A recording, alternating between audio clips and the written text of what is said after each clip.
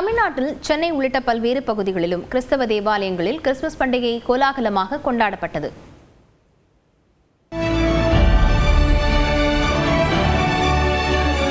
Merry Christmas!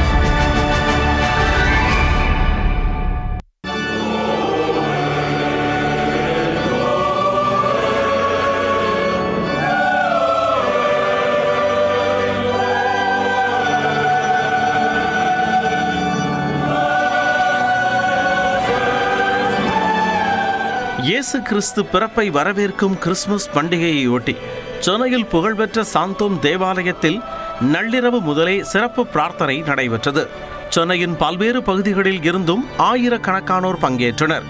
Christmas தாத்தா உடையணிந்து குழந்தைகள் பங்கேற்றிருந்தனர்.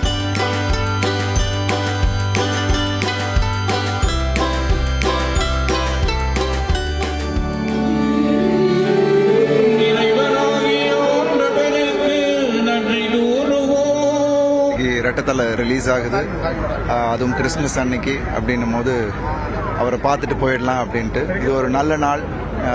So எல்லாரையும் அப்படியே பார்த்துட்டு அவரையும் பார்த்துட்டு ஒரு வேண்டுதலை பண்ணிட்டு போயிடலாம் அப்படின்னு. ஆமாம், கிறிஸ்மஸ் வாழ்த்துக்கள் இறக்குமே. Merry merry Christmas and I hope everybody's new year is extremely blessed and ரொம்ப ஒரு வேற லெவல் அட்மாஸ்பியர் இருக்குங்க. So very happy to be here. Chennai Besant Nagar Annai Velankanni தேவாலயத்தில் சிறப்பு திருப்பலி நடைபெற்றது. குழந்தை இயேசு மாட்டுத் தொழுவத்தில் பிறந்ததை நினைவு கூறும் வகையில் தேவாலயத்தில் கிறிஸ்துமஸ் குடில் அமைக்கப்பட்டிருந்தது.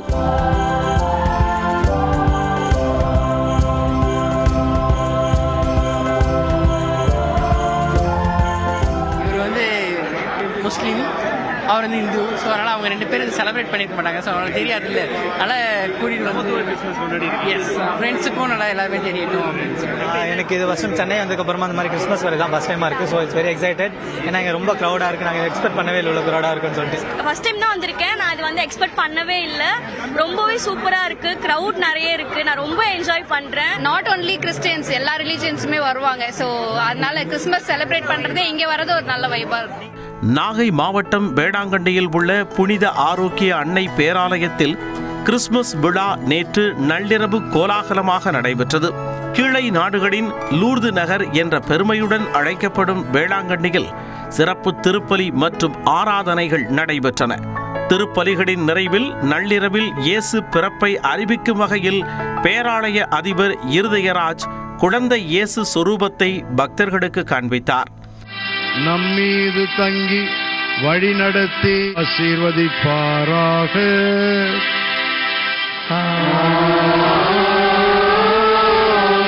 சென்று வாருங்கள், திருப்பலி நிறைவேறிற்று. உலகமெங்கும் உங்களுக்கு மகிழ்ச்சியூட்டும் அமைதியை சொல்லுகிறோம் என்று சொன்ன வான தூதர்களின் வாக்குப்படி எல்லாம் சிறப்பாக அமைய வேண்டும் என்று நாங்கள் ஜெபித்திருக்கிறோம். புகழ்பெற்ற தூத்துக்குடி பனிமயமாதா பேராலயத்தில் கிறிஸ்துமஸ் கொண்டாட்டம் கடைகட்டியது. குடும்பமாக தேவாலயத்திற்கு வந்த கிறிஸ்தவ மக்கள் சிறப்பு திருப்பலியில் பங்கேற்று பிரார்த்தனை செய்தனர்.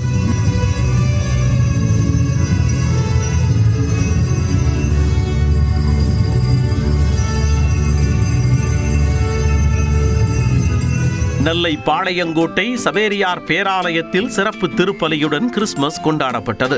கிறிஸ்துமஸ் திருவிழாவிற்காக இயேசு பிறந்த தத்ரூப காட்சி அமைக்கப்பட்டிருந்தது.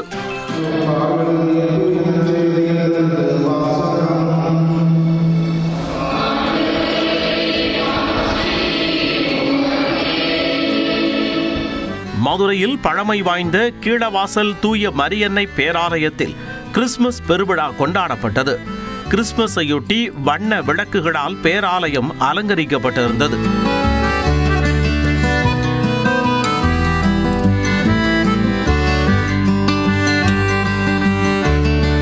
இதேபோன்று கோவை டவுன்ஹால் பகுதியில் உள்ள புனித மைக்கேல் தேவாலயத்தில் ஏராளமான கிறிஸ்தவர்கள் குவிந்தனர். இயேசுவின் பிறப்பு, அன்பு, இரக்கம் பற்றிய பாடல்கள் பாடப்பட்டன.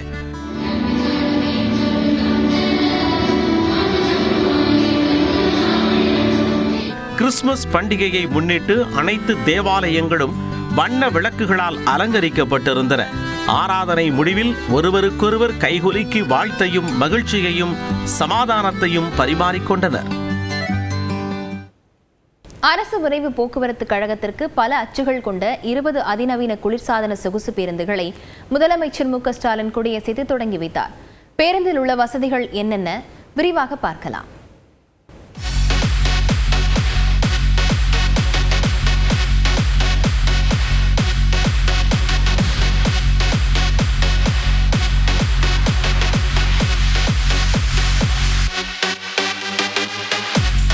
சென்னை, பெங்களூரு, திருச்சி, கோவை உள்ளிட்ட முக்கிய வழித்தடங்களில் அதிநவீன குளிர்சாதன சொகுசு பேருந்துகளை இயக்க அரசு திட்டமிட்டுள்ளது.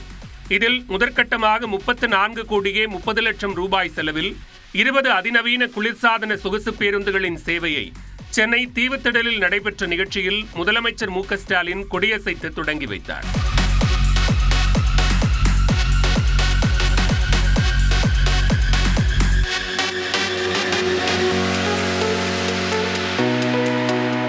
பல அச்சுக்கள் கொண்ட இந்த சொகுசு பேருந்தில் பயணிகளுக்கு உயர்தர மற்றும் அதிநவீன வசதிகள் கொண்ட 51 இருக்கைகள் அமைக்கப்பட்டுள்ளன. தனித்தனி இருக்கைகளுக்கும் குளிர்சாதனம், செல்போன் சார்ஜிங் வசதிகளும் உள்ளன. இந்த சீட்டை பொறுத்தளவுக்கு செமி ஸ்லீப்பர், ஓரளவுக்கு லக்ஸரியா உள்ள சாய்ச்சிக்க முடியும். அதே போல அந்த கேப்பை பொறுத்தளவுக்கு நம்ம மற்ற பேருந்துகள்ல கொஞ்சம் பின்னாடி சாய்க்கும் பொழுது கொஞ்சம் டிஸ்டர்பன்ஸா இருக்கும்னு சொல்லி ஒரு புகார்கள் இடும். ஆனா இந்த பேருந்தை பொறுத்தளவுக்கு அந்த டிஸ்டர்பன்ஸ் இல்லை.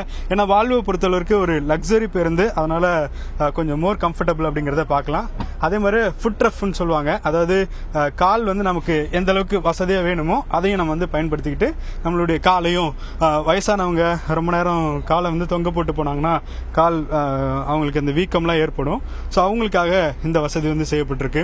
வெளிப்புற காட்சியை ரசிக்க விசாலமான ஜன்னல்கள், அவசர நிலையில் விரைவாக வெளியேற விசாலமான மேற்கூரை, தீ விபத்து ஏற்பட்டால் தானியங்கி நீர்த்தளிப்பான் வசதிகளும் இந்த பேருந்தில் இடம்பெற்றுள்ளன. சென்னையிலிருந்து திருச்சி, மதுரை, கோவை, திருநெல்வேலி, திருச்செந்தூர், சேலம், திருப்பூர், நாகர்கோவில், பெங்களூருவிற்கு தலா 2 பேருந்துகள் இயக்கப்படும் என்று அறிவிக்கப்பட்டுள்ளது. இதேபோன்று கோவையிலிருந்து பெங்களூருவிற்கும் 2 அதிநவீன குளிர்சாதன சொகுசு பேருந்துகள் இயக்கப்படுகின்றன. இந்த பேருந்தில் 1 கிலோமீட்டருக்கு ₹1.70 கட்டணமாக நிர்ணயிக்கப்படும் என அமைச்சர் சிவசங்கர் அறிவித்துள்ளார். தனியார் பேருந்துகளை விட இது மிக குறைவான கட்டணம். நம்ம அரசு போக்குவரத்து கழகத்தை பொறுத்தவரை நம்முடைய மாண்புமிகு தமிழ்நாடு முதலமைச்சர் அவர்கள் பொறுப்பேற்ற பிறகு இந்த 5 ஆண்டு காலத்தில் கட்டண உயர்வு இல்லாமல் இந்த சேவையை வழங்கி வருகிறார்கள். எனவே அதே போன்ற இதுவும் தனியார் பயன்பாட்டில் இருக்கின்ற நிறுவனங்களை விட இது குறைவான ஒரு 11 வழித்தடங்களில் சிறப்பான சேவையை இது வழங்க இருக்கிறது. நிச்சயமாக இது ஒரு வெற்றிகரமான திட்டமாகத்தான் இருக்கும். எனவே இதனுடைய தொடர்ச்சியாக பரவலாக விரிவாக்குவதற்கான நடவடிக்கையும் எடுக்கப்படும். குறிப்பாக சென்னையிலிருந்து திருச்சிக்கு ₹565, மதுரைக்கு ₹790 கட்டணம் வசூலிக்கப்படுகிறது. இதேபோன்று சென்னையிலிருந்து திருநெல்வேலிக்கு ₹1080, திருச்செந்தூருக்கு ₹1115, நாகர்கோயிலுக்கு ₹1215 கட்டணமாக நிர்ணயிக்கப்பட்டுள்ளது. சென்னையிலிருந்து சேலத்திற்கு ₹575, திருப்பூருக்கு ₹800, கோவைக்கு ₹880 கட்டணமாக வசூலிக்கப்படுகிறது. பெங்களூருவிலிருந்து சென்னைக்கு ₹735, கோவைக்கு ₹770 கட்டணம் நிர்ணயிக்கப்பட்டுள்ளது. விரைவில் இந்த பேருந்துகளின் சேவை அதிகரிக்கப்படும் என்று போக்குவரத்து துறை அமைச்சர் சிவசங்கர் நம்பிக்கை தெரிவித்துள்ளார். வரலாற்றில் இதுவரை இல்லாத அளவுக்கு வெள்ளி விலை ஒரே நாளில் கிலோவுக்கு ₹10,000 அதிகரித்து 2,44,000 எனும் உச்சத்தை அடைந்துள்ளது. இதற்கான காரணம் என்ன? இந்த தொகுப்பில் பார்க்கலாம். ஒரு சவரன் தங்கம் ₹1,00,000 கடந்து சென்று கொண்டிருக்கும் வேளையில் வெள்ளியின் விலையும் விறுவிறுவென கூடிக்கொண்டே செல்கிறது. நாள் ஒன்றுக்கு 50 பைசா, ₹1 என 1 கிராம் வெள்ளியின் விலை அதிகரித்து வந்த காலம் போய் இப்பொழுதெல்லாம் ₹5, ₹10 வரை உயர்கிறது. வரலாற்றில் இல்லாத வகையில் நேற்று வெள்ளியின் விலை கிராமுக்கு ₹10 அதிகரித்து ₹244 உயர்ந்து சாமானியர்களை அதிர்ச்சியில் ஆழ்த்தியது. பிப்ரவரி மாத தொடக்கத்தில் கிராம் வெள்ளி ₹107 இருந்த சூழலில் அது ஏப்ரல் மாதத்தில் ₹114 ஜூலை மாதத்தில் ₹120 உயர்ந்தது. செப்டம்பர் தொடக்கத்தில் ₹136 இருந்த 1 கிராம் வெள்ளி அக்டோபர் 1ஆம் தேதி 161 ரூபாயாக புது உச்சம் தொட்டது. அதே மாதத்தில் 200 ரூபாயை கடந்த வெள்ளி விலை இடைப்பட்ட காலங்களில் குறைந்து வந்தது. டிசம்பர் 10ஆம் தேதி மீண்டும் 200 ரூபாயை கடந்த கிராம் வெள்ளியின் விலை அடுத்த 14 நாட்களில் கிடுகிடுவென அதிகரித்து 244 ரூபாய் எனும் புதிய உச்சத்தை அடைந்திருக்கிறது. இப்படி குறுகிய காலத்தில் அதிகரித்திருக்கும் வெள்ளி விலை ஏற்றத்திற்கு பல காரணங்கள் அடுக்கப்படுகின்றன. பூஜை பொருட்கள், பாத்திரங்கள், அணிகலன் போன்றவற்றுக்கு மட்டுமே வெள்ளி வாங்கி வந்த நிலையில் தற்பொழுது தொழில்துறையில் அதன் பயன்பாடு அதிகரித்திருப்பதால் வெள்ளி விலை எகிரி வருகிறது. சோலார், மின்சார வாகன தயாரிப்புக்கு வெள்ளி அதிகம் தேவைப்படுவதும் விலையேற்றத்திற்கு காரணம் என நகை வியாபாரிகள் கூறுகின்றனர். டெக்னாலஜி இண்டஸ்ட்ரியில் நிறைய இன்வெஸ்ட் பண்ண ஆரம்பிச்சிட்டாங்க. அப்புறம் எலக்ட்ரானிக்ஸ் இண்டஸ்ட்ரி நிறைய இன்வெஸ்ட் பண்ண ஆரம்பிச்சிட்டாங்க. அவங்க ப்ராஜெக்ட்ஸ் 5 இயர்ஸ் 6 இயர்ஸ் ப்ராஜெக்ட்ஸ் மாதிரி கொண்டு போயிட்டு இருக்கிறாங்க. ஸோ அவங்க கொள்முதல் பண்ணுறதும் 5 வருஷத்துக்கு சேர்த்து 4 வருஷத்துக்கு சேர்த்து கொள்முதல் பண்ணுறாங்க. சோலார் ஃபீல்டு, அப்புறம் எலக்ட்ரானிக்ஸு, சிப் மேக்கிங்கு, அப்புறம் battery cars, battery 2 wheeler vehicles மாதிரி நிறைய விஷயத்தில் இன்றைக்கி ரொம்பவே டாமினேஷன் ஆகுதுங்க. இன்றைக்கி நம்ம முன்னமே சொன்ன மாதிரி பார்த்தீங்கன்னா உங்களுக்கு ஒரு காரில் 1 கிலோ வெள்ளி பயன்பாடு இருக்குங்க. அப்படி நினச்சி பார்த்துக்கோங்க, இன்றைக்கி எத்தனை கோடிகள் கார்கள் இன்றைக்கி தயாராகிட்டு இருக்கு. இன்னும் ஃபியூச்சரில் பார்த்தீங்கன்னா பெட்ரோல் டீசல் காரே வராது, எல்லாமே எலக்ட்ரானிக்ஸ் எலக்ட்ரிக் வெஹிக்கிள் ஆயிரும். அப்போ இன்னும் யூசேஜ் ஜாஸ்தியாகும். வெள்ளியில் முதலீடுகள் அதிகரித்து வருவதும் அதன் விலையேற்றத்திற்கு காரணமாக பார்க்கப்படுகிறது. வரும் நாட்களில் கிராமுக்கு 300 ரூபாய், அதாவது வெள்ளி கிலோவுக்கு 3 லட்சம் ரூபாய் வரை அதிகரிக்கலாம் என வியாபாரிகள் கூறுவது நடுத்தர வர்க்கத்தினரை கலக்கமடைய செய்துள்ளது. ஒரு நிமிட செய்தி தொகுப்புகள் சிலவற்றை பார்க்கலாம். பருவம் தவறிய மழையினால் பாதிக்கப்பட்ட பயிர்களுக்கு சுமார் 290 கோடி ரூபாய் நிவாரண நிதியாக வழங்க தமிழ்நாடு அரசு அரசாணை வெளியிட்டுள்ளது. கடந்த ஆண்டு நவம்பர், டிசம்பர் மற்றும் நடப்பாண்டு ஜனவரி ஆகிய மாதங்களில் பெய்த பருவம் தவறிய மழையினால் 5,66,000 ஏக்கரில் பயிரிடப்பட்ட வேளாண் மற்றும் தோட்டக்கலை பயிர்கள் பாதிக்கப்பட்டன. இதைத் தொடர்ந்து முதலமைச்சரின் உத்தரவின் பேரில் பாதிக்கப்பட்ட மாவட்டங்களில் வருவாய் மற்றும் வேளாண்மை துறை கணக்கெடுப்பு மேற்கொள்ளப்பட்டது. இதனையடுத்து 33% அதிகமாக பாதிக்கப்பட்ட பரப்பினை உறுதி செய்து மாவட்ட ஆட்சியரிடமிருந்து நிவாரணத் தொகை வேண்டி கருத்துரு பெறப்பட்டு பரிசீலிக்கப்பட்டது. அதன்படி 4,90,000 ஏக்கர் வேளாண் பயிர்களும் 76,132 ஏக்கர் தோட்டக்கலை பயிர்களும் பாதிக்கப்பட்டதாக அமைச்சர் M.R.K. பன்னீர்செல்வம் தெரிவித்துள்ளார். இப்பயிர்களுக்கு மாநில பேரிடர் நிவாரண நிதியிலிருந்து நிவாரணத் தொகையாக 289 கோடியே 63 லட்சம் ரூபாயை 3,60,000 விவசாயிகளுக்கு அளிக்க ஆணை பிறப்பிக்கப்பட்டுள்ளதாகவும் கூறியுள்ளார். இந்த நிவாரணத் தொகை விவசாயிகளின் வங்கிக் கணக்கில் நேரடியாக வரவு வைக்கப்படும் எனவும் அமைச்சர் M.R.K. பன்னீர்செல்வம் குறிப்பிட்டுள்ளார். பணி நிரந்தரம் கோரி ஒப்பந்த செவிலியர்கள் தொடர் போராட்டம் நடத்திய நிலையில் முதற்கட்டமாக 1000 பேருக்கு பணி நிரந்தர ஆணைகள் வழங்கப்படும் என தமிழ்நாடு அரசு அறிவித்துள்ளது. மருத்துவ பணியாளர் தேர்வாணையம் மூலம் பணியமர்த்தப்பட்ட ஒப்பந்த செவிலியர்கள் பணி நிரந்தரம் செய்ய கோரி தொடர் போராட்டம் நடத்தினர். இதைத் தொடர்ந்து முதலமைச்சரின் அறிவுறுத்தலின்படி அமைச்சர் மா. சுப்பிரமணியன் அவர்களுடன் பேச்சுவார்த்தை நடத்தினார். இந்நிலையில் நிலுவையில் உள்ள பதவி உயர்வுகள் மற்றும் புதிய பணியிடங்கள் தோற்றுவிக்கப்பட்டு முதற்கட்டமாக 1000 பேருக்கு பணி நிரந்தர ஆணைகள் வழங்கப்படும் என அமைச்சர் மா. சுப்பிரமணியன் அறிவித்துள்ளார். படிப்படியாக மீதமுள்ள ஒப்பந்த செவிலியர்களுக்கும் பணி நிரந்தர ஆணைகள் வழங்கப்படும் என்றும் உறுதி மேலும் ஒப்பந்த செவிலியர்களுக்கு ஊதியத்துடன் கூடிய மகப்பேறு விடுப்பு வழங்க நடவடிக்கை எடுக்கப்பட்டு வருவதாக அமைச்சர் மா. சுப்பிரமணியன் தெரிவித்துள்ளார். இதனிடையே கொரோனா காலத்தில் பணியாற்றிய 2,146 செவிலியர்களுக்கு பணி நியமன ஆணை வழங்கப்பட்டதையும் ஒப்பந்த செவிலியர்களின் மாத ஊதியத்தை 18,000 ரூபாயாக உயர்த்தியதையும் அமைச்சர் தனது அறிக்கையில் குறிப்பிட்டுள்ளார்.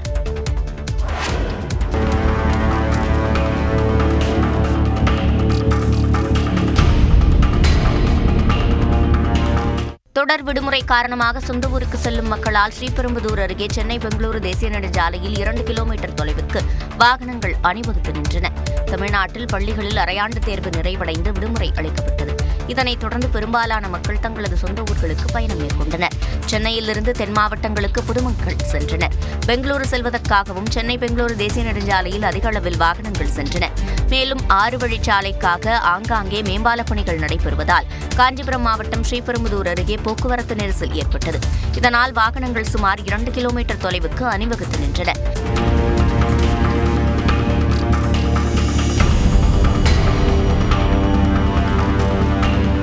இதனிடையே பயணிகளின் வசதிக்காக கிளாம்பாக்கத்திலிருந்து தென் மாவட்டங்களுக்கு பேருந்துகள் இயக்கப்பட்டன. எனினும் குறைவான அளவிலேயே கிளாம்பாக்கத்திற்கு பயணிகள் வருகை தந்தனர். நீட், JEE, கியூட் போன்ற நுழைவுத் தேர்வுகளுக்கு பயோமெட்ரிக் சோதனையை அமல்படுத்த தேசிய தேர்வு முகமை திட்டமிட்டுள்ளது. மாணவர் சேர்க்கை, பணியிடங்களை நிரப்புவதற்கான தேர்வுகளில் வினாத்தாள் கசிவு, ஆள்மாறாட்டம் போன்றவை முக்கிய பிரச்சினைகளாக இருந்து வருகின்றன. இந்நிலையில் ஆள்மாறாட்ட முறைகேடுகளை தடுக்க பயோமெட்ரிக் சோதனை முறையை தேர்வு மையங்களில் செயல்படுத்த தேசிய தேர்வு முகமை முடிவெடுத்துள்ளது. நடப்பாண்டில் நடைபெற்ற நீட் தேர்வின் போது டெல்லியில் உள்ள சில தேர்வு மையங்களில் பயோமெட்ரிக் முறை சோதனை செய்யப்பட்டது. அதன்படி தேர்வரின் முக அடையாளம், புகைப்படம் உள்ளிட்டவை ஆதார் தரவுகளுடன் ஒப்பிட்டு சரிபார்க்கப்பட்டது. இதைத் தொடர்ந்து வரும் காலங்களில் நீட், JEE, கியூட் போன்ற நுழைவுத் தேர்வுகளில் இந்த சோதனையை செயல்படுத்த தேசிய தேர்வு முகமை முடிவெடுத்துள்ளது. முதற்கட்டமாக அடுத்த மாதம் 21ஆம் தேதி முதல் 30ஆம் தேதி வரை நடைபெறும் JEE முதன்மை தேர்வில் பயோமெட்ரிக் சோதனை அமலுக்கு வரவுள்ளது. இஸ்ரோவின் சக்தி வாய்ந்த ராக்கெட் மூலம் அமெரிக்காவின் 6100 கிலோ எடை கொண்ட வர்த்தக ரீதியிலான செயற்கைக்கோள் வெற்றிகரமாக விண்ணில் ஏவப்பட்டது. இந்திய விண்வெளி ஆராய்ச்சி நிறுவனமான இஸ்ரோ உள்நாடு மட்டுமின்றி வெளிநாடுகளின் செயற்கைக்கோள்களை விண்ணில் ஏவி வருகிறது. அந்த வகையில் அமெரிக்காவைச் சேர்ந்த AST ஸ்பேஸ் மொபைல் என்ற நிறுவனத்திற்கு சொந்தமான ப்ளூபேர்ட் பிளாக் 2 செயற்கைக்கோள் இஸ்ரோவின் பாகுபலி ராக்கெட்டான LVM-3 M6 மூலம் ஸ்ரீஹரிகோட்டாவில் இருந்து விண்ணில் சீறி பாய்ந்தது. Bluebird Block 2 mission, a majestic liftoff. The rocket is beautifully searing through the bright Sriharikota sky. திட்டமிட்டபடி புவி தாழ்வட்ட பாதையில் சுமார் 15 நிமிடங்களில் செயற்கைக்கோள் வெற்றிகரமாக நிலைநிறுத்தப்பட்டது. Today's mission has brought yet another important glory to the India. This is the heaviest satellite ever lifted from Indian soil using a Indian launcher. டவர்கள் இன்றி விண்வெளியில் இருந்து நேரடியாக செல்போனுக்கு அதிவேக இணைய சேவை வழங்க இந்த செயற்கைக்கோள் உதவும் என்று கூறப்பட்டுள்ளது. இதன் மூலம் அடர்ந்த காடுகள், மலைப்பகுதிகள் என டவர்கள் நிறுவ முடியாத இடத்திலும் இணைய சேவை பெறலாம் என்று அந்நிறுவனம் நம்பிக்கை தெரிவித்துள்ளது. 100 நாள் வேலை திட்டத்தில் மகாத்மா காந்தியின் பெயரை நீக்கியதற்கு மத்திய அரசு கண்டித்து திமுக மற்றும் அதன் கூட்டணி கட்சிகள் சார்பில் தமிழ்நாடு முழுவதுமாக கண்டன ஆர்ப்பாட்டம் நடைபெற்றது. தருமபுரி மாவட்டம் பாப்பிரெட்டிப்பட்டி வட்டார வளர்ச்சி அலுவலகம் முன்பாக முன்னாள் அமைச்சர் பழனியப்பன் தலைமையில் நடைபெற்ற ஆர்ப்பாட்டத்தில் 500க்கும் மேற்பட்டோர் கலந்து கொண்டு முழக்கங்களை எழுப்பினர். நாமக்கல் ஊராட்சி ஒன்றிய அலுவலகம் முன்பாக மாநிலங்களவை உறுப்பினர் ராஜேஷ்குமார் தலைமையில் நடைபெற்ற ஆர்ப்பாட்டத்தில் 500க்கும் மேற்பட்ட பெண்கள் உட்பட பலர் கலந்து கொண்டு மத்திய அரசை கண்டித்து முழக்கங்களை எழுப்பினர். தஞ்சாவூர் மாவட்டத்தில் 15 இடங்களில் போராட்டம் நடத்தப்பட்டது. தஞ்சை நெடார்பகுதியில் நடைபெற்ற ஆர்ப்பாட்டத்தில் தஞ்சை நாடாளுமன்ற உறுப்பினர் முரசொலி தலைமையில் 100க்கும் மேற்பட்ட விவசாயிகள், விவசாய தொழிலாளர்கள் கலந்து கொண்டனர். காஞ்சிபுரம் மாவட்டத்தில் உள்ள காஞ்சிபுரம், உத்திரமேரூர், வாலாஜாபாத், குன்றத்தூர், ஸ்ரீபெரும்புதூர் ஆகிய 5 ஊராட்சி ஒன்றிய அலுவலகங்கள் முன்பாக ஆர்ப்பாட்டம் நடைபெற்றது. வாலாஜாபாத் ஒன்றிய அலுவலகம் முன்பாக உத்திரமேரூர் MLA சுந்தர் தலைமையில் திமுக கூட்டணி கட்சியினர் 500க்கும் மேற்பட்டோர் ஆர்ப்பாட்டத்தில் ஈடுபட்டனர். 100 நாட்கள் வேலை திட்டம் குறித்து பொய்யான தகவல்களை பரப்பி மோசமான போராட்டத்தை நடத்தியதாக பாஜக மாநில தலைவர் நயினார் நாகேந்திரன் குற்றம் சாட்டியுள்ளார். தமிழகம் தலைநிமிர்ந்த தமிழனின் பயணம் பரப்புரையின் 42வது நிகழ்ச்சியாக நயினார் நாகேந்திரன் கிருஷ்ணகிரியில் கலந்து கொண்டார். அப்போது பேசிய அவர், திமுக அளித்த 525 வாக்குறுதிகளில் 25ஐ கூட நிறைவேற்றவில்லை என விமர்சித்தார். தேர்தல் அறிக்கையிலே சொல்லியிருந்தார்கள் 150 நாட்களாக உயர்த்தி தருவோம் என்று சொன்னார்கள். ஆனால் என்ன தெரியுமா செய்தார்கள்? 100 நாள் வேலைக்கு வரக்கூடிய பெண்கள், ஆண்களை எல்லாம் அவர்கள் வேண்டியவர்களை மட்டும் வைத்துக் கொண்டு அவர்கள் பெயரிலே பணத்தை எடுத்துக்கொண்டு கொண்டார். இதை பாரத நரேந்திர மோடி கண்டுபிடித்து இனி 100 நாள் வேலை என்பது 125 நாட்கள் நாம் வேலை தருவோம், உறுதியாக தருவோம் என்று அறிவித்தோம். திமுக ஆட்சியில் பெண்களுக்கு எதிரான குற்றங்கள் அதிகரித்துள்ளதாக நயினார் நாகேந்திரன் குற்றம் சாட்டினார். களத்தில் தாவேக்கவினர் விழிப்புடன் இருக்க வேண்டுமென தமிழக வெற்றிக் கழக தலைவர் விஜய் அறிவுறுத்தியுள்ளார். இது தொடர்பாக அவர் வெளியிட்டுள்ள அறிக்கையில், பல்வேறு இடையூறுகளை தாண்டி காஞ்சிபுரம், புதுச்சேரி, ஈரோடு என 3 மக்கள் சந்திப்புகளை கண்டதாகவும், நம்மை முடக்க நினைத்தவர்கள் மக்கள் நம்முடன் அணிவகுத்து நிற்பதை பார்த்து விழி பிதுங்கி முடக்கத் தொடங்கியதாக விமர்சித்துள்ளார். மேலும் தாவேக்கவுக்கு எதிராக தலையங்கம் என்ற பெயரில் விடயங்கம் எழுதப்பட்டதாக விஜய் விமர்சித்துள்ளார். ஏளனங்களை புறந்தள்ளிவிட்டு மக்களுடன் மக்களாக இணைந்து தாவேக்கவினர் களமாட வேண்டுமென்றும், தரமிக்க ராணுவ கட்டுப்பாடு மிக்க தொண்டர்கள் என்பதை தரணிக்கு தாவேக்கவினர் உணர்த்த வேண்டுமென்றும் விஜய் அறிவுறுத்தியுள்ளார். வாக்காளர் பட்டியலில் பெயர் உறுதியாகிவிட்டதா என வாக்குரிமை உள்ளவர்கள் பார்க்க வேண்டும் என அறிவுறுத்தியுள்ள தாவேக்க தலைவர் விஜய், உறுதியாகவில்லை எனில் அவர்களின் வாக்குரிமை உறுதியாக தாவேக்க தோழர்கள் விரைந்து உதவிட வேண்டும் என்றும் விஜய் வலியுறுத்தியுள்ளார். தமிழ்நாட்டில் நிதித்துறை முதன்மை செயலாளர் உதயச்சந்திரன் உள்ளிட்ட 7 IAS அதிகாரிகளுக்கு தலைமைச் செயலாளர் அந்தஸ்தில் கூடுதல் தலைமைச் செயலாளர்களாக பதவி உயர்வு வழங்கப்பட்டுள்ளது. இது தொடர்பாக தலைமைச் செயலாளர் முருகானந்தம் வெளியிட்டுள்ள உத்தரவில் தமிழ்நாட்டிலிருந்து 1995 ஆண்டு பிரிவில் தேர்வு செய்யப்பட்ட IAS அதிகாரிகளுக்கு பதவி உயர்வு வழங்கப்படுவதாக தெரிவிக்கப்பட்டுள்ளது. இதன்படி நிதித்துறை முதன்மைச் செயலாளராக உள்ள உதயச்சந்திரன் தலைமைச் செயலாளர் அந்தஸ்தில் கூடுதல் தலைமைச் செயலாளராக நியமிக்கப்பட்டுள்ளார். இதேபோல சென்னை மெட்ரோ ரயில் நிறுவன மேலாண் இயக்குநர் MA சித்திக், பொருளாதாரம் மற்றும் புள்ளியியல் துறை ஆணையர் ஜெயா, மருத்துவத்துறை செயலாளர் செந்தில்குமார், பள்ளிக்கல்வித்துறை செயலாளர் சந்திரமோகன், தமிழ்நாடு தொழில் மேம்பாட்டுக் கழக தலைவர் சந்தியா வேணுகோபால் சர்மா, மத்திய அரசு பணியில் உள்ள ஹிதேஷ்குமார் மக்வானா ஆகியோருக்கும் தலைமைச் செயலாளர் அந்தஸ்துக்கு பதவி உயர்வு வழங்கப்பட்டுள்ளது.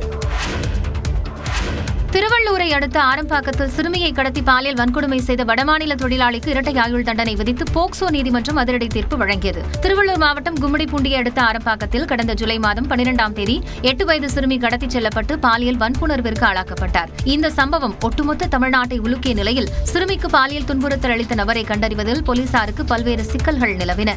CCTV உள்ளிட்ட பல்வேறு ஆதாரங்களை திரட்டிய காவல்துறையினர் 13 நாட்கள் நீண்ட போராட்டத்திற்கு பின்னர் ஆந்திர பிரதேச மாநிலம் சூலூர்பேட்டை ரயில் நிலையத்தில் அசாம் மாநிலத்தைச் சேர்ந்த ராஜு பிஸ்வகர்மா என்பவரை கைது செய்தனர். இந்த சம்பவம் தொடர்பான வழக்கு விசாரணை திருவள்ளூர் போக்சோ நீதிமன்றத்தில் நடைபெற்ற நிலையில் தீர்ப்பு வெளியிடப்பட்டது. அதில் சிறுமிக்கு பாலியல் துன்புறுத்தல் அளித்த அசாம் தொழிலாளி ராஜு பிஸ்வகர்மாவுக்கு இரட்டை ஆயுள் தண்டனையும் 2 லட்சம் ரூபாய் அபராதமும் விதித்து திருவள்ளூர் போக்சோ நீதிமன்றம் உத்தரவிட்டது. ஆரம்பாக்கம் சிறுமிக்கு தமிழ்நாடு அரசு சார்பில் 7 லட்சம் ரூபாய் நிவாரண உதவியை வழங்கிடவும் அதில் உடனடியாக 2 லட்சம் ரூபாயை விடுவிக்கவும் திருவள்ளூர் போக்சோ நீதிமன்றம் உத்தரவிட்டுள்ளது. இந்த வழக்கு தொடர்பாக செய்தியாளர்களிடம் பேசிய திருவள்ளூர் மாவட்ட SP விவேகானந்த சுக்லா, வழக்கை திறம்பட கையாண்ட DSPக்கள் தமிழரசி, ஜெயஸ்ரீ மற்றும் அரசு தரப்பு வழக்கறிஞர் உள்ளிட்டோரை பாராட்டினார். Government has brought e-சாக்ஷி application. So அந்த விட்னஸ் சொல்றது இல்லைன்னா அக்யூஸ் ஒத்துக்கிறது, விக்டிம் சொல்றது எல்லாமே நம்ம மொபைல் அப்ளிகேஷன் மூலமா ரெக்கார்ட் பண்ணலாம். அதோட எவிடென்ஷியரி வேல்யூ கொஞ்சம் அதிகம். இந்த வழக்கில் காவல்துறையினர் சிறப்பாக செயல்பட்டதாக அரசு தரப்பு கூடுதல் வழக்கறிஞர் புவனேஸ்வரி கூறினார். இது போன்ற வழக்கில் கண்டிப்பாக இருக்கணும். இந்த வழக்கில் சிறப்பாக செயல்பட்டிருக்காங்க காவல்துறையினர். தகுந்த சாட்சியங்களை விரைவாக இது பண்ணி கலெக்ட் பண்ணி இந்த நீதிமன்றத்தை தாக்கல் செஞ்சிருக்காங்க. சிறுமிக்கு நேர்ந்த கொடுமைக்கு நீதி வழங்கும் வகையில் சிறுமியின் பிறந்த நாளில் தீர்ப்பு வழங்கப்பட்டது குறிப்பிடத்தக்கது. கிறிஸ்துமஸ் மற்றும் புத்தாண்டு விடுமுறையை ஒட்டி இன்று முதல் அடுத்த மாதம் 5ஆம் தேதி வரை நீலகிரி மாவட்டத்தில் போக்குவரத்து மாற்றம் செய்யப்பட்டுள்ளது. மேட்டுப்பாளையம் வழியாக உதகைக்கு செல்லும் சுற்றுலா பயணிகளின் வாகனங்கள் பர்லியார் குன்னூர் வழியாக செல்ல அறிவுறுத்தப்பட்டுள்ளது. உதகையில் இருந்து மேட்டுப்பாளையம் செல்லும் வாகனங்கள் கோத்தகிரி வழியாக செல்லவும் மாவட்ட காவல்துறை அறிவுறுத்தியுள்ளது. அத்தியாவசிய பொருட்களை கொண்டு செல்லும் வாகனங்கள், உள்ளூர் வாகனங்கள் மற்றும் அரசு பேருந்துகள் வழக்கம் போல பயணிக்கலாம் என்றும் தெரிவிக்கப்பட்டுள்ளது. கூடலூர் வழியாக உதகைக்கு செல்லும் சுற்றுலா பயணிகளின் வாகனங்கள் உதகை HPF பகுதியில் நிறுத்தப்படுவது போல குன்னூர் வழியாக உதகைக்கு வரும் வாகனங்கள் உதகை ஆவின் பகுதியில் நிறுத்தப்பட்டு அரசு பேருந்துகள் மூலம் சுற்றுலா தலங்களுக்கு செல்லுமாறு கேட்டுக் கொள்ளப்பட்டுள்ளது. கல்லட்டி மலைப்பாதை வழியாக உதகை வரும் வாகனங்கள் தலைக்குந்தா மட்டம் வழியாக செல்ல மாவட்ட காவல்துறை உத்தரவிட்டுள்ளது.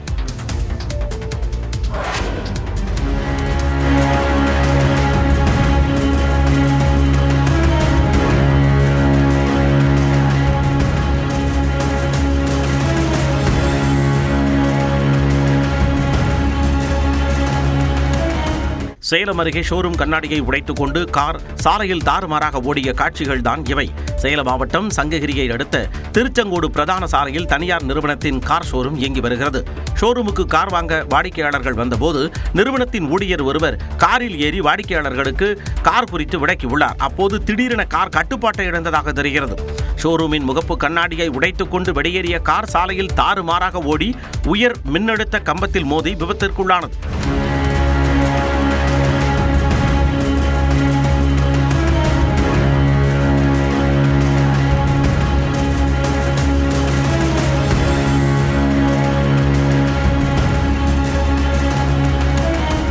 சம்பவம் தொடர்பாக தகவல் அறிந்து வந்த மின்வாரிய ஊழியர்கள் அப்பகுதியில் மின்சாரத்தை துண்டித்து உயர் மின்னழுத்த கோபுரத்தை சீர் செய்யும் பணியில் ஈடுபட்டனர்.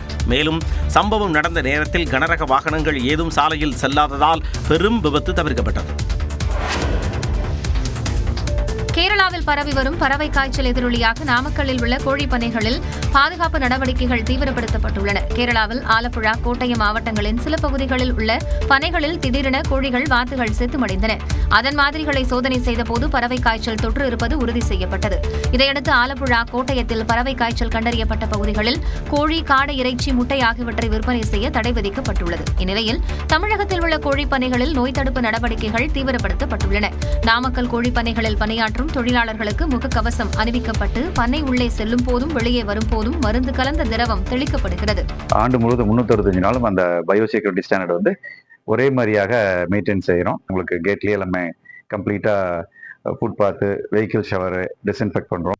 அனைத்து பண்ணைகளிலும் மாதிரி எடுக்கப்பட்டு ஆய்வகத்திற்கு அனுப்பப்பட்டுள்ளன. பயோ ஹைடெக் முறையில் 3 அடுக்கு பாதுகாப்புடன் கோழி பண்ணைகளில் மருந்து தெளிக்கப்பட்டு வருகிறது. எக்ஸ்பிரஸ் 18 செய்திகள் சிலவற்றை பார்க்கலாம்.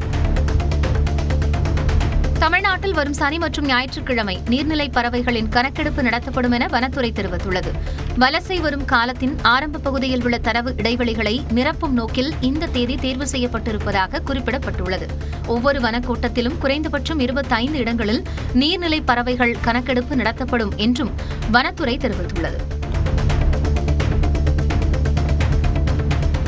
சென்னை ஈசிஆர் சாலையில் ஈஞ்சம்பாக்கத்தில் ஹோட்டலில் விளம்பர போர்டு பொருத்தும் பணியில் ஈடுபட்டிருந்த இளைஞர் மின்சாரம் பாய்ந்து படுகாயமடைந்தார். புதிய ஹோட்டலுக்கு விளம்பர போர்டு பொருத்தும் பணியில் தனியார் நிறுவனத்தின் பணியாளர் கார்த்திகேயன் ஈடுபட்டிருந்தார். சாரத்தின் மீது நின்றிருந்த அவர் எதிர்பாராத விதமாக மேலே உள்ள மின்சார கம்பியை பிடித்ததால் மின்சாரம் பாய்ந்து சரிந்து விழுந்தார். சக பணியாளர்கள் அவரை மீட்டு ராயப்பேட்டை அரசு மருத்துவமனைக்கு கொண்டு சென்ற நிலையில் அவருக்கு தீவிர சிகிச்சை அளிக்கப்படுகிறது. திருச்சியில் திமுக போராட்ட நிகழ்வுக்கு பாதுகாப்பு பணிக்கு மதுபோதையில் வந்த காவலர் அங்கிருந்து வெளியேற்றப்பட்டார். 100 நாள் வேலை திட்டம் மாற்றத்தை எதிர்த்து இந்தியா கூட்டணி கட்சிகள் சார்பில் மாவட்ட ஆட்சியர் அலுவலகம் அருகே கண்டன ஆர்ப்பாட்டம் நடைபெற்றது. அங்கு பாதுகாப்பு பணியில் நின்றிருந்த ஆயுதப்படை காவலர் ஒருவர் தள்ளாடியபடி இருப்பதைக் கண்ட சக காவலர்கள் அவரை அங்கிருந்து அழைத்துச் சென்றனர். மேட்டுப்பாளையத்தில் தனியார் பள்ளி பேருந்துகளில் வட்டார போக்குவரத்து துறை அதிகாரிகள் ஆய்வு மேற்கொண்டனர். பள்ளிகளுக்கு அரையாண்டு விடுமுறை விடப்பட்டுள்ளதால் தனியார் பள்ளிகளைச் சேர்ந்த 300க்கு மேற்பட்ட வாகனங்கள் ஆய்விற்கு உட்படுத்தப்பட்டன. பேருந்து அவசரகால வழி, மருத்துவ முதலுதவி பெட்டி, தீயணைப்பு கருவிகள், சிசிடிவி உள்ளனவா மற்றும் பிரேக், கியர், டயர்களின் நிலை போன்றவை சோதனை செய்யப்பட்டன. புதுக்கோட்டை ஆலங்குடி அரசமரம் பேருந்து நிறுத்தம் பகுதியில் தினசரி பிளக்ஸ் பதாகைகள் வைக்கப்படுவதாக குற்றச்சாட்டு எழுந்துள்ளது. பேருந்து நிறுத்தம் அருகே மாவட்ட மத்திய கூட்டுறவு வங்கியும் நுழைவாயிலில் ஏடிஎம்மும் செயல்பட்டு வருகிறது. இந்நிலையில் ஏடிஎம் கட்டடத்தை மறைக்கும் வகையில் தினசரி விளம்பர பதாகைகள் அனுமதியின்றி வைக்கப்படுவதாக கூறப்படுகிறது. பாதுகாப்பின்றி பதாகைகள் வைப்பவர்கள் மீது காவல்துறையினர் நடவடிக்கை எடுக்க வேண்டும் என்று பொதுமக்கள் வலியுறுத்தியுள்ளனர். நாமக்கல் மாவட்டம் குமாரபாளையம் அருகே ஆடுகளுக்கு கண்களில் வீக்கம் ஏற்பட்டு கண்கள் மூடியதால் விவசாயிகள் கவலையடைந்துள்ளனர். வீரப்பம்பாளையம் கிராமத்தில் விவசாயத்திற்கு அடுத்தபடியாக ஏராளமானோர் ஆடுகள் வளர்ப்பில் ஈடுபட்டுள்ளனர். சில நாட்களாக ஆடுகளுக்கு கண்களில் வீக்கம் ஏற்பட்டு கண்கள் மூடும் நிலையில் உள்ளது. இதையடுத்து கால்நடை மருத்துவர்கள் முகாம் அமைத்து பாதிக்கப்பட்ட ஆடுகளுக்கு ஊசி செலுத்தினர். இருப்பினும் ஆடுகள் குணமாகாமல் இருப்பதால் நோய் தாக்குதலா என விவசாயிகளுக்கு அச்சம் ஏற்பட்டுள்ளது. ஓசூர் அருகே பாகலூர் பகுதியில் பனி தாக்கத்தால் சௌச்சவ் விளைச்சல் அதிகரித்து விலை குறைந்ததால் விவசாயிகள் கவலையடைந்துள்ளனர். ஓசூர் பகுதியில் கடும் பனி தாக்கம் நிலவுவதால் சௌச்சவ் சாகுபடியில் விளைச்சல் அதிகரித்துள்ளது.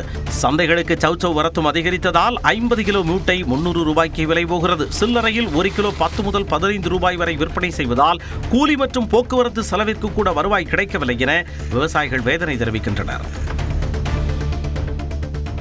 விருதுநகர் மாவட்டத்தில் கேந்திப்பூவின் விலை வீழ்ச்சியால் வத்ராயிருப்பு சுற்றுவட்டார பகுதி விவசாயிகள் வேதனையில் ஆழ்ந்துள்ளனர்.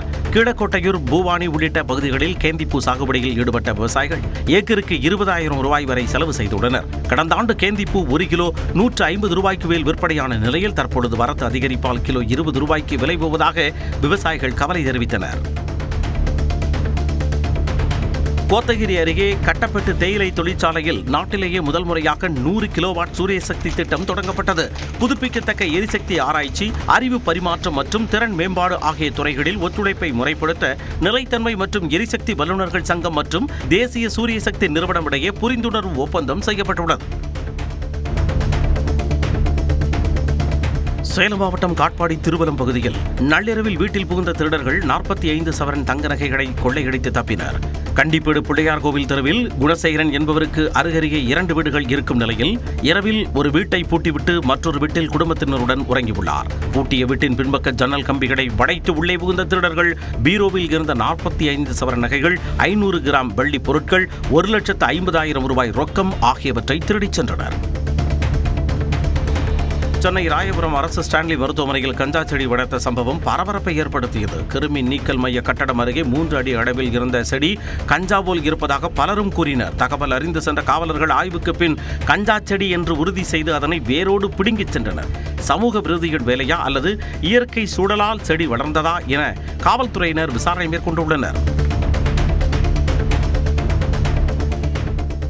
குஜராத்தில் சமணர் கோவில் ஒன்றின் படிக்கட்டுகளில் ஏறி சிங்கம் சென்றதால் பக்தர்கள் அலறி அடித்து ஓடினர். பலிதானாவில் மலை மீது உள்ள சமணர் கோவிலுக்கு பக்தர்கள் படிக்கட்டுகள் மீது ஏறி செல்வது வழக்கம். இந்த நிலையில் வனப்பகுதியில் இருந்து வெளியே வந்த சிங்கம் ஒன்று கோவில் நோக்கி படிக்கட்டுகளில் ஏறியதால் அந்த பகுதியில் பதற்றம் ஏற்பட்டது.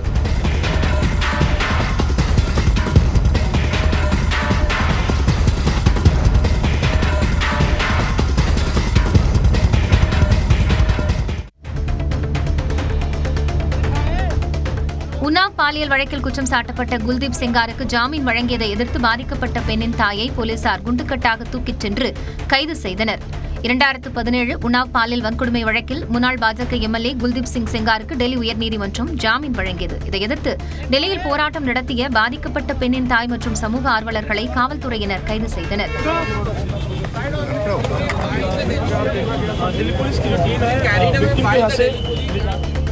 தமிழக இளம் விளையாட்டு வீரர்களுடன் கலந்துரையாடிய முதலமைச்சர் மு க ஸ்டாலின் தனது பசுமையான நினைவுகளை பகிர்ந்தார்.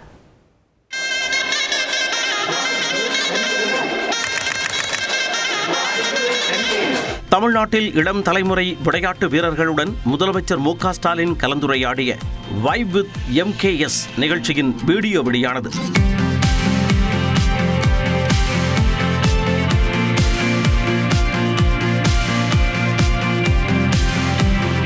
வீரர் வீராங்கனைகளின் கேள்விகளுக்கு பதிலளித்த முதலமைச்சர் கிரிக்கெட்டில் தனக்கு பிடித்த வீரர்களை பட்டியலிட்டார்.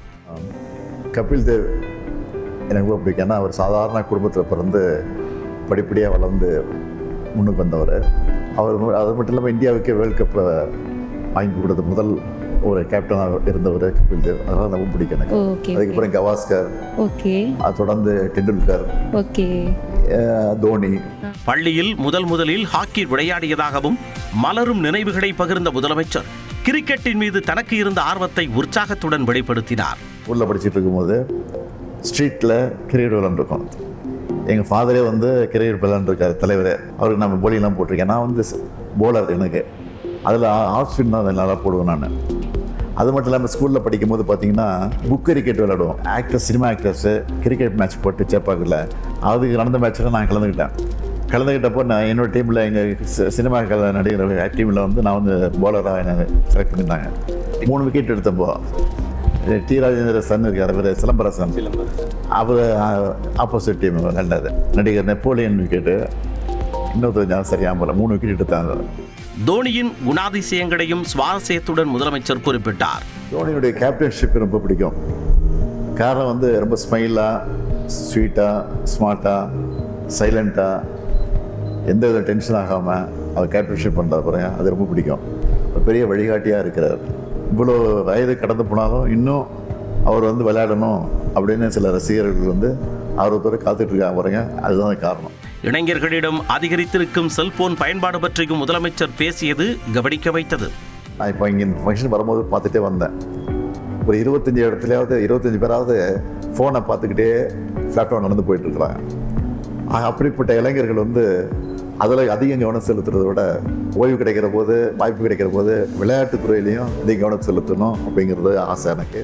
தமிழக வீரர் வீராங்கனைகளுடனான உரையாடல் குறித்து எக்ஸ் தளத்தில் பதிவிட்ட முதலமைச்சர் அவர்களின் தெளிவு மற்றும் தைரியத்தை பார்த்து மிரண்டு போனதாகவும் நம் இளைஞர்கள் மீது தனக்கு எப்பொழுதும் தனி நம்பிக்கை உண்டு எனவும் தெரிவித்துள்ளார். எக்ஸ்பிரஸ் 18 செய்திகளை பார்க்கலாம். கிறிஸ்துமஸ் பண்டிகையை முன்னிட்டு தமிழ்நாடு ஆளுநர் ஆர்.என். ரவி வாழ்த்து தெரிவித்துள்ளார். இது தொடர்பான அறிவிப்பில் ஆண்டவராகிய இயேசு கிறிஸ்துவின் வாழ்க்கையும் போதனைகளும் மற்றும் அன்பு, இரக்கம் மற்றும் மன்னிப்பு ஆகியவையும் காலத்தால் அழியாத மதிப்புகளை பேண நம்மை தொடர்ந்து ஊக்குவிப்பதாக தெரிவித்துள்ளார்.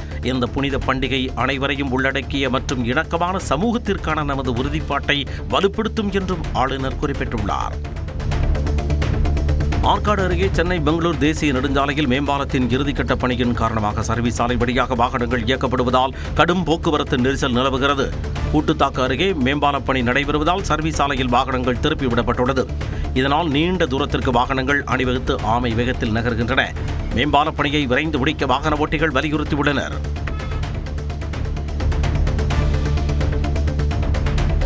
சேலம் செவ்வாய்ப்பேட்டையில் இறப்புச் சான்று வழங்க 2000 ரூபாய் லஞ்சம் வாங்கிய விஏஓ கையும் கடவுமாக பிடிபட்டார். அம்மாப்பேட்டையைச் சேர்ந்த பாலாஜி தனது தந்தையின் முதல் மனைவி இறந்துவிட்ட நிலையில் இறப்பு சான்றிதழ் பெறுவதற்காக செவ்வாய்ப்பேட்டை விஏஓ ராஜசேகரை அணுகியுள்ளார். அவர் 2000 ரூபாய் லஞ்சம் கேட்டது குறித்து லஞ்ச ஒழிப்புத்துறையில் புகார் அளிக்கப்பட்டது.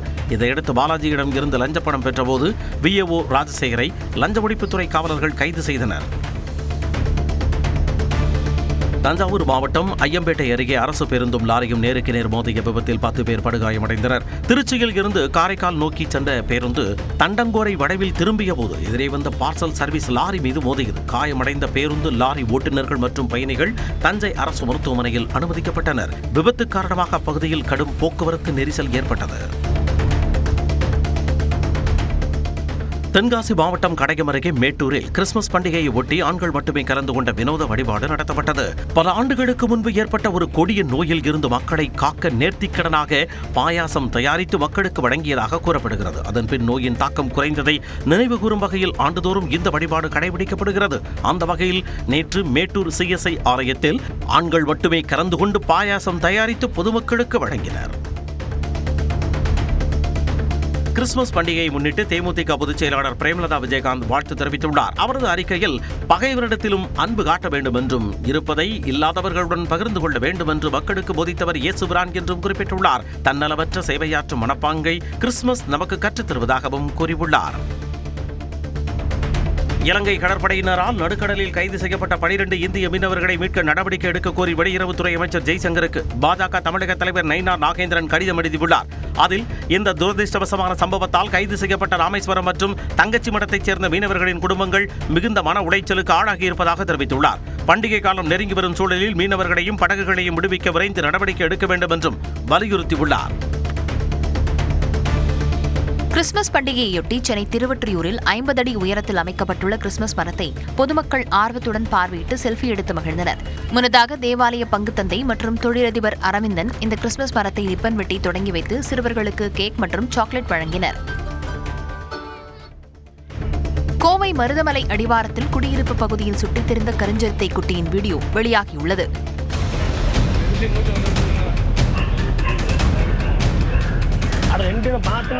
சிறுத்தை குட்டியை பார்த்து அதிர்ச்சியடைந்த அக்கம் பக்கத்தினர் வனத்துறையினருக்கு தகவல் அளித்தனர். அங்கு வந்த வனத்துறையினர் குட்டியை மீட்டு கூண்டில் அடைத்தனர். அந்த குட்டியை தாய் சிறுத்தையுடன் சேர்க்க முயற்சி மேற்கொண்டு வருகின்றனர்.